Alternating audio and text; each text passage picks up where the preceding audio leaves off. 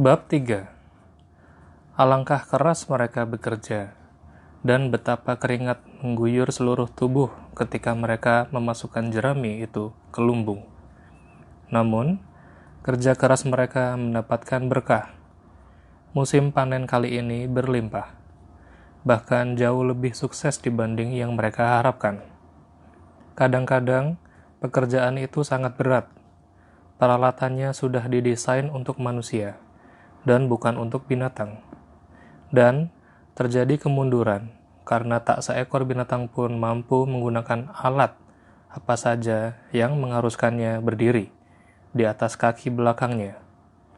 Namun, babi-babi begitu pandai, sehingga mereka bisa menemukan jalan keluar untuk setiap kesulitan.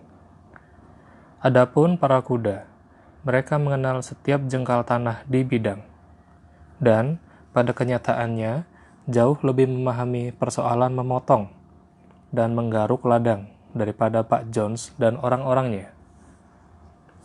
Babi-babi memang tidak sungguh-sungguh bekerja dalam arti fisik, tetapi mereka mengarahkan dan mengawasi yang lainnya. Dengan pengetahuan seperti itu, lumrah jika mereka mengambil posisi sebagai pemimpin. Boxer dan Clover memasang sendiri peralatan pemotong atau menggeruk dan berjalan-jalan dengan tegap di sekeliling ladang, dengan seekor babi berjalan di belakang dan berteriak, "Ayo maju kamerat," atau "Mundur kamerat," sesuai dengan situasinya. Dan setiap binatang menjalankan pekerjaan sampai yang paling rendah untuk membalik dan mengumpulkan jerami itu. Bahkan, bebek-bebek dan ayam betina bekerja keras ke sana kemari di bawah terik matahari, membawa cemeti kecil yang terbuat dari jerami dengan paruh mereka. Pada akhirnya, mereka menyelesaikan musim panen mereka dalam 2 hari. Waktunya lebih singkat dibanding ketika Jones dan orang-orangnya mengerjakannya. Lebih-lebih, panen kali ini adalah panen raya terbesar yang pernah terjadi di peternakan itu. Tidak ada penyusutan apapun. Ayam dan itik dengan mata tajam mengumpulkan setiap batang jerami terakhir. Dan tidak seekor pun binatang yang mencuri lebih daripada sesuap penuh. Sepanjang musim panas, pekerjaan di peternakan itu berputar seperti jarum jam. Para binatang bahagia, sebab mereka tak pernah membayangkan bahwa hal semacam itu mungkin terjadi. Setiap suap pakan merupakan suatu kegembiraan tersendiri, karena sekarang pakan itu sungguh-sungguh milik mereka. Dihasilkan oleh mereka sendiri dan untuk mereka sendiri, bukan dibagikan pada mereka oleh seorang majikan yang uring-uringan. Dengan perginya manusia parasit yang tak berguna, ada lebih banyak pakan yang bisa dimakan oleh setiap binatang. Ada banyak pula waktu senggang yang belum pernah dialami oleh binatang-binatang itu. Mereka juga menghadapi banyak kesulitan. Misalnya, kelak pada tahun itu, ketika memanen jagung, mereka harus menginjak-injaknya dengan gaya purba dan meniup sekamnya dengan napas mereka, karena peternakan itu tidak punya mesin penebah. Namun, babi-babi itu dengan kecerdasannya dan Boxer dengan otot-ototnya yang luar biasa kuat, selalu berhasil menarik jagung itu. Boxer sangat dikagumi semua binatang. Ia adalah pekerja keras. Bahkan pada masa Pak Jones, tetapi sekarang ia lebih tampak seperti 3 ekor kuda sekaligus. Ada hari-hari ketika seluruh pekerjaan di peternakan seakan harus ditanggung oleh pundaknya yang kuat. Dari pagi sampai malam, pekerjaannya mendorong dan menarik, selalu menanggung pekerjaan yang paling berat. Ia telah membuat kesepakatan dengan ayam jantan muda untuk memanggilnya setengah jam lebih awal daripada yang lainnya setiap pagi, dan mengerjakan beberapa pekerjaan sukarela sebelum pekerjaan reguler dimulai. Jawabannya untuk menjawab setiap kemunduran, setiap masalah adalah aku akan kerja lebih keras yang sudah dihayatinya sebagai semboyan pribadi. Akan tetapi, setiap binatang bekerja sesuai dengan kapasitasnya. Ayam betina dan bebek-bebek misalnya menyelamatkan 5 gantang jagung pada waktu panen dengan mengumpulkan butir-butir jagung yang tercecer. Tak seekor binatang pun mencuri. Tak seekor binatang pun yang bersungut-sungut tentang ransumnya. Pertengkaran dan saling gigit, serta perasaan iri yang merupakan pemandangan lumrah pada masa lalu, sekarang hampir menghilang. Tak seekor binatang pun menjerit, atau katakanlah hampir tidak seekor pun. Memang benar, Molly agak sulit dibangunkan pagi-pagi, dan punya kebiasaan meninggalkan pekerjaan lebih awal dengan alasan ada batu pada kukunya. Dan ada perilaku kucing yang agak aneh. Begitu tahu ada pekerjaan yang harus diselesaikan, kucing tak pernah bisa ditemukan. Ia bisa menghilang selama berjam-jam, kemudian muncul kembali pada saat makan, seperti tak terjadi apa-apa. Atau muncul pada senja hari, tatkala pekerjaan sudah selesai. Namun, kucing selalu bisa membuat alasan yang amat bagus, dan mendekur dengan begitu menawan, sehingga binatang lain sulit untuk tidak mempercayai niat baiknya. Benjamin tua, si keledai, tampak tidak berubah sesudah pemberontakan itu. Ia bekerja dengan sama lambannya seperti masa Pak Jones. Ia tidak pernah meringkik sebagaimana laiknya seekor keledai. Juga tak pernah bekerja ekstra secara sukarela. Tentang pemberontakan dan hasilnya, si keledai juga tak pernah menyatakan pendapatnya. Ketika ditanya, apakah ia tak bahagia karena Pak John sudah pergi, ia hanya menjawab, keledai mempunyai umur panjang. Tak seekor pun di antara kalian yang pernah melihat keledai mati. Dan binatang-binatang lain harus puas dengan jawaban yang tersamar seperti itu. Pada minggu, tak ada pekerjaan. Sarapan mundur 1 jam daripada biasanya. Dan sesudah sarapan, ada satu upacara yang selalu dipatuhi. Acara pertama adalah pengibaran bendera. Snowball menemukan selembar taplak meja hijau milik Bu Jones di kamar perlengkapan kuda, yang kemudian digambari sebuah kuku binatang dan sebuah tanduk dengan cat putih. Bendera ini dikibarkan di atas tiang di kebun di setiap minggu pagi. Bendera itu hijau, Snowball menjelaskan, untuk melambangkan padang hijau di Inggris, sedangkan kuku dan tanduk menengarai masa depan Republik Binatang yang akan bangkit ketika ras manusia akhirnya tumbang.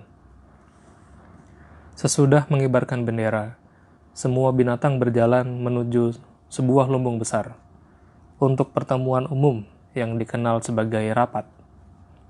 Di sini, pekerjaan pada minggu yang akan datang direncanakan dan resolusi diajukan serta diperdebatkan. Biasanya, babi-babi itu yang mengajukan resolusi. Binatang-binatang lain paham caranya memberikan suara, tetapi tidak pernah bisa memikirkan resolusinya sendiri. Snowball dan Napoleon sangat aktif dalam perdebatan itu.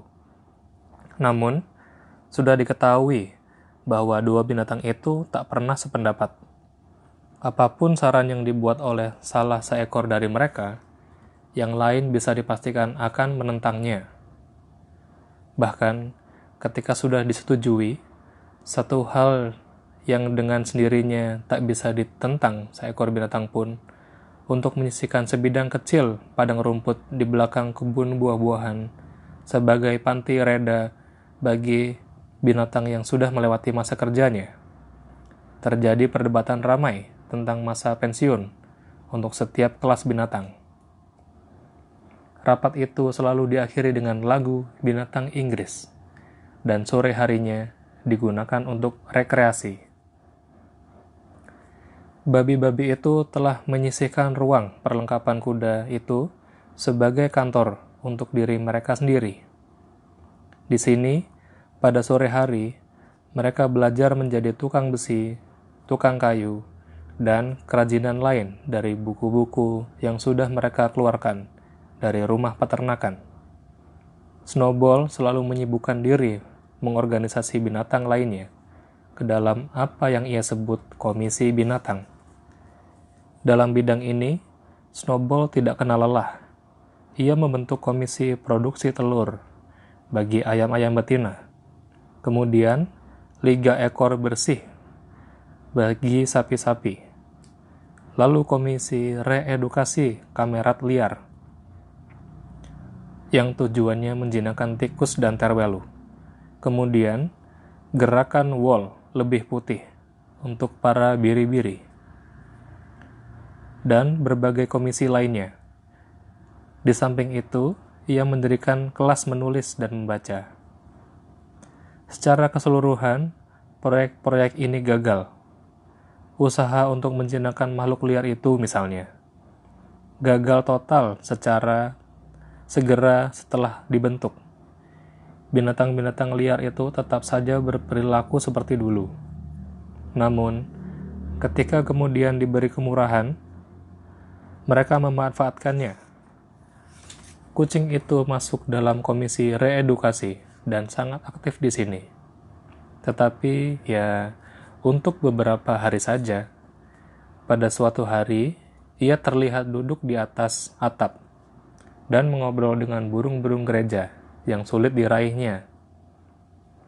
Ia sedang bercerita pada mereka bahwa sekarang semua binatang adalah teman, dan setiap burung gereja boleh datang dan bertengger di kakinya. Tetapi para burung gereja itu tetap mengambil jarak. Bagaimanapun, kelas membaca dan menulis itu sukses. Pada musim gugur, hampir semua binatang pada tataran tertentu bisa membaca dan menulis. Dan babi-babi bisa menulis dan membaca dengan sempurna. Anjing lumayan lancar belajar membaca, tetapi tidak tertarik membaca apapun kecuali 7 perintah itu. Muriel, si kambing, bisa membaca sedikit lebih baik dibanding si anjing. Dan pada malam hari, kadang-kadang ia bisa membacakan sobekan koran dari tumpukan sampah untuk binatang lainnya. Benjamin bisa membaca sebaik para babi, tetapi ia tidak pernah mengasah kemampuannya. Sejauh yang ia tahu, katanya, tak ada yang pantas dibaca. Clover belajar seluruh alfabet, tetapi tidak bisa membentuk kata-kata. Boxer tak bisa memahami lebih dari huruf D saja. Ia bisa menuliskan A, B, C, D di tanah dengan kukunya yang besar itu. Kemudian berdiri menatap huruf-huruf itu dengan kupingnya menekuk ke belakang. Terkadang menggoyangkan jambulnya, sambil berusaha dengan segala daya untuk mengingat huruf apa sesudah itu, tetapi tidak pernah berhasil. Pada beberapa kesempatan, ia memang belajar huruf E, F, G, H. Tetapi saat ia menghafal huruf-huruf itu, selalu ketahuan bahwa ia lupa A, B, C, dan D. Akhirnya, ia memutuskan untuk puas dengan 4 huruf pertama itu, dan biasa menuliskan itu semua sekali atau 2 kali sehari untuk menyegarkan ingatannya. Molly menolak belajar apa saja kecuali 6 huruf yang mengeja namanya. Ia membentuknya dengan ranting-ranting menjadi begitu bagus, menghiasnya dengan sekuntum atau 2 kuntum bunga, kemudian berjalan mengelilinginya sambil mengagumi karyanya. Tidak seekor binatang pun Tidak seekor pun binatang lain di peternakan itu yang bisa menguasai lebih jauh dari sebatas huruf A. Kemudian juga diketahui bahwa binatang yang lebih bodoh, misalnya biri-biri, ayam betina, dan bebek, tidak bisa menghafal 7 perintah itu. Sesudah suntuk merenung, Snowball menyatakan bahwa 7 perintah itu lebih baik diperas menjadi satu pepatah saja. Kaki 4 baik, kaki 2 jahat. Ini, katanya, merupakan esensi dari prinsip binatangisme. Siapapun yang mampu memahaminya akan bebas dari pengaruh manusia. Burung-burung semula menolaknya, sebab rasanya burung berkaki 2, tetapi Snowball membuktikan bahwa itu tidak benar. Sayap burung kamerat, katanya, adalah organ penggerak dan bukan organ manipulasi. Oleh karena itu, bisa dipandang sebagai kaki. Tanda mencolok dari manusia adalah tangannya, yang dengan instrumen itu ia bisa melakukan segala kejahatan. Burung-burung itu tak paham kata-kata Snowball yang panjang itu, tetapi mereka menerima penjelasannya. Dan binatang yang lebih rendah hati mulai menghafal kaidah baru itu. Kaki 4 baik, kaki 2 jahat, yang diprasastikan pada tembok belakang lumbung di atas 7 perintah dengan huruf-huruf lebih besar. Ketika mereka menghafalkannya, biri-biri menjadi begitu menyukai pepatah itu. Dan saat sedang tiduran di ladang, mereka mulai mengembik bersama-sama. Kaki 4 baik, kaki 2 jahat. Dan terus diucapkannya berjam-jam tanpa lelah. Napoleon tak tertarik dengan komisi yang diciptakan Snowball. Ia bilang bahwa pendidikan untuk binatang muda lebih penting daripada apapun yang bisa dikerjakan oleh mereka yang sudah dewasa. Jessie dan Bluebell akan segera melahirkan sesudah panen jerami. Jumlah semuanya 9 ekor anak anjing. Segera setelah mereka disapih, Napoleon mengambil mereka dari induknya, sambil berkata bahwa ia yang bertanggung jawab terhadap pendidikan. Ia meletakkan bayi-bayi itu di ruang lebih tinggi yang hanya bisa dicapai dengan tangga dari ruang perlengkapan kuda. Di sana, mereka menjadi terpisah sedemikian rupa sehingga para penghuni peternakan lainnya segera melupakan keberadaan mereka. Misteri tentang kemana habisnya susu segera terjelaskan. Susu itu dicampur ke dalam bubur untuk bayi. Untuk babi. Apel-apel sekarang mulai matang, dan rumputan di kebun buah-buahan itu menjadi penuh sampah oleh buah-buahan yang berjatuhan di tanah. Para binatang menduga bahwa buah-buahan itu akan dibagi dengan adil.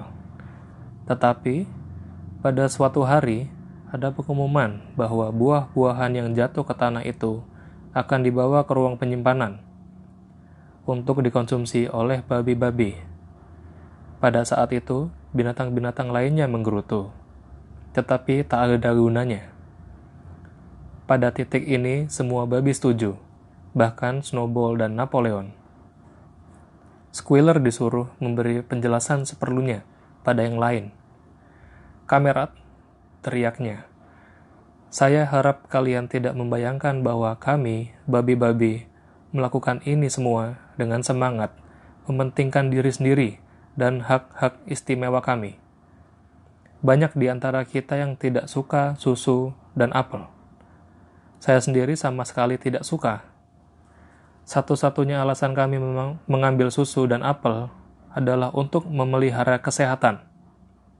Susu dan apel berisi substansi yang secara mutlak sangat diperlukan babi. Kami, kaum babi, adalah pekerja yang mengerahkan pikiran. Seluruh manajemen dan organisasi peternakan ini bergantung pada kami. Siang malam, kami memperhatikan kesejahteraan kalian. Demi kalian, kami minum susu dan makan apel-apel itu. Kalian tahu, apa yang terjadi kalau kami para babi gagal menjalankan tugas ini? Jones akan kembali. Ya, Jones akan kembali. Sungguh kamerat, teriakkan Squealer memohon-mohon pengertian, sambil melompat ke kanan dan ke kiri dengan ekor bergoyang-goyang. Sungguh, tak seekor pun dari kalian yang mengendaki Jones kembali kan? Sekarang, hanya satu hal yang benar-benar diyakini para binatang itu, yaitu bahwa mereka tidak ingin Jones kembali. Pentingnya menjaga babi-babi selalu dalam kondisi kesehatan yang baik sudah sangat jelas alasannya. Maka, hal itu disetujui tanpa banyak perdebatan, bahwa susu dan apel yang berjatuhan tertiup angin harus diistimewakan untuk babi-babi saja.